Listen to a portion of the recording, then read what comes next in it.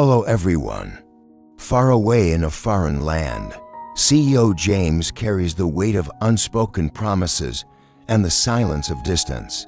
What is he truly doing abroad? Does fate still grant him a chance to return to Vietnam, to the waiting heart of Deep? The urge of missing burns quietly within him. Will James dare to give up everything, risking it all, just to come back to the girl he loves?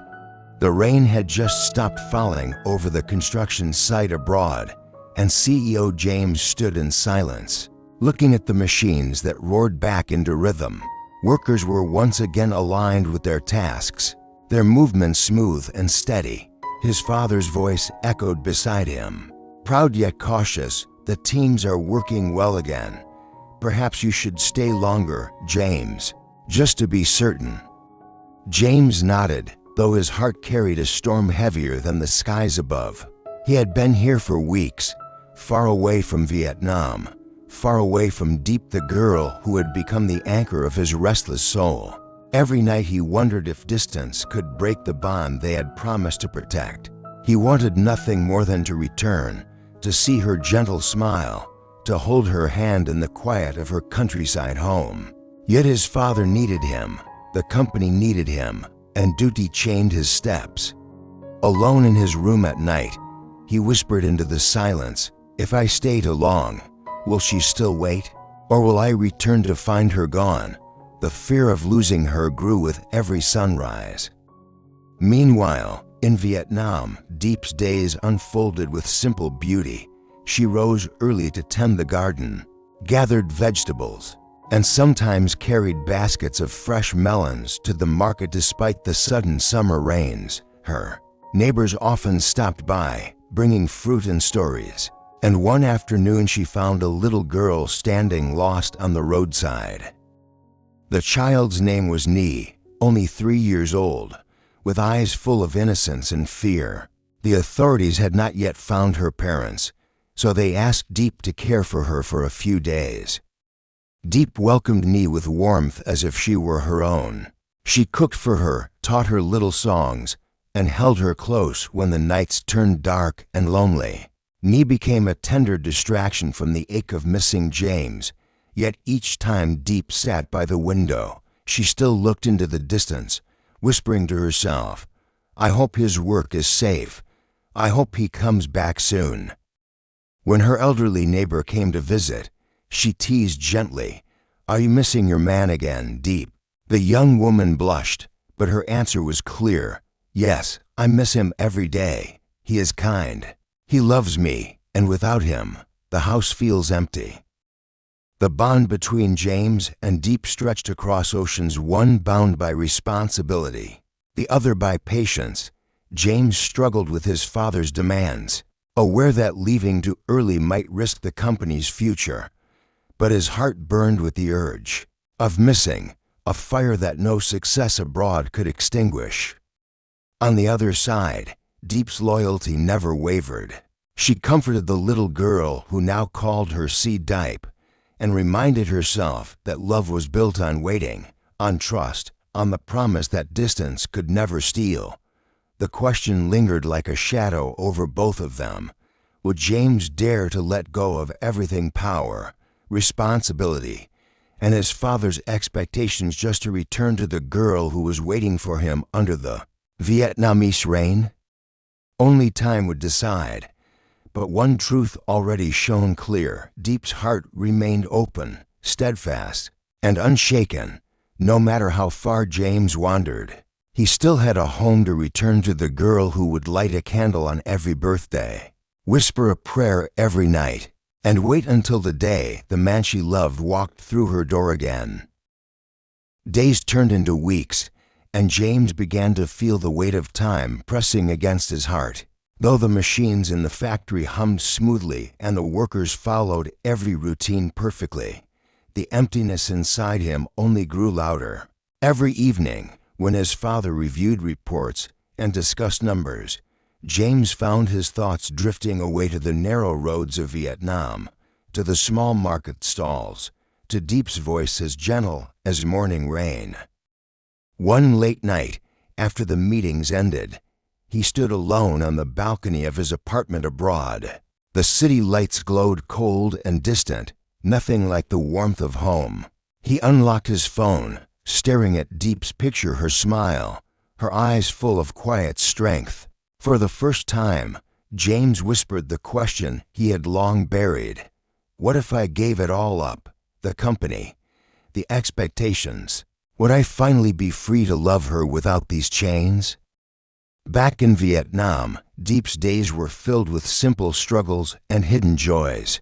She woke early to prepare breakfast for little Nee, who now clung to her like a shadow. Sometimes, as they walked to the market together, the child would ask in her innocent voice, "See Dipe, when will Chu James come back?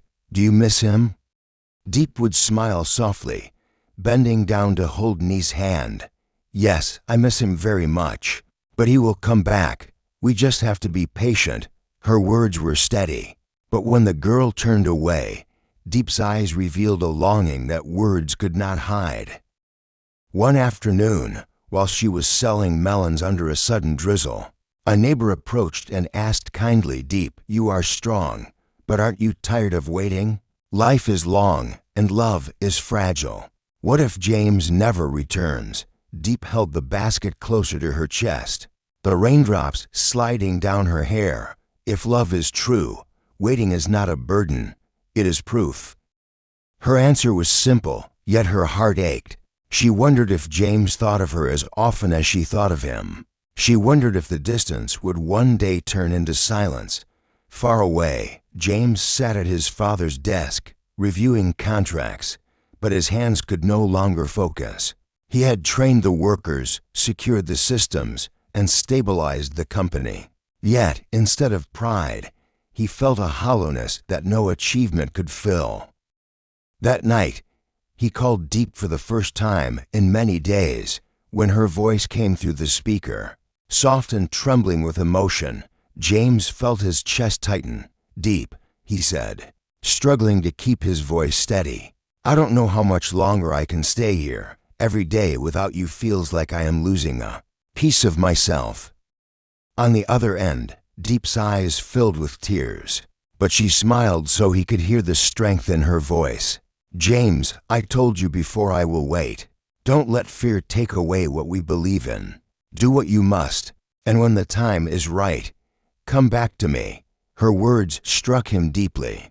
For the first time, James realized that returning to Vietnam was not just about abandoning his duties.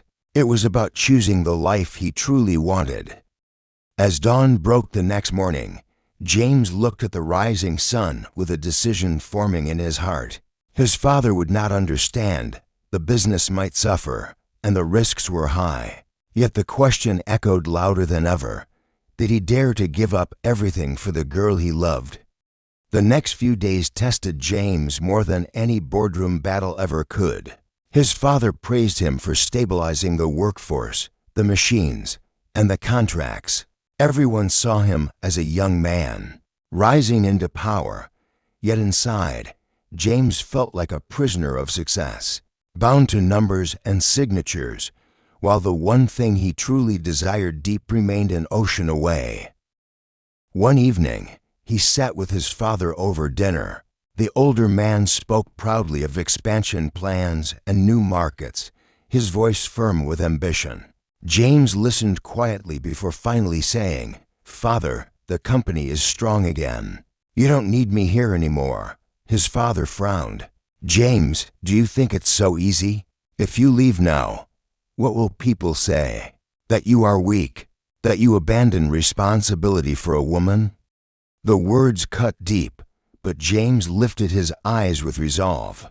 "If loving her is weakness, then I choose it. Because without her, all of this, every contract, every deal means nothing." His father fell silent, stunned by the passion in his son's voice. For a moment, the clinking of cutlery was the only sound in the room.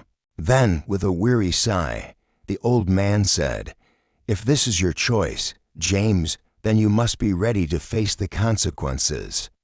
That night, James bought a ticket to return to Vietnam for the first time in months. He felt a rush of freedom, a breath of air filling his lungs. He sent Deep a short message, "Wait for me. I'm coming home." At the very same moment, Deep was sitting on the porch with little Nee in her lap. The girl had fallen asleep after a long day at the market. Fireflies danced across the dark fields, and the sound of crickets filled the silence. Deep held the child close, her heart heavy with loneliness. When her phone buzzed, she opened the message, and her hands trembled. Tears slid down her cheeks, not from sadness but from relief. She whispered into the night, "He is coming back." For days after, Deep prepared silently, almost afraid to believe it was real. She cleaned the small house, wove new mats, and even bought fresh flowers to place by the window. Neighbors teased her gently, but their eyes carried warmth. They knew how long she had waited. When the day of his return finally arrived, James stepped off the plane, the humid Vietnamese air wrapping around him like a long-lost embrace. His heart pounded as he traveled back to the countryside. Every road, every tree, every rice field reminded him of the woman who had kept his heart alive through distance. And then there she was, standing at the gate of her home, a little girl by her side. Deep looked at him with eyes shining in the late afternoon sun. She didn't rush toward him. She simply waited, tears glistening, as if to say, "I told you I would be here." James dropped his bags and walked quickly to her, unable to hold back anymore. His hands found hers, trembling, real. "Deep," he breathed, his voice breaking, "I'm home."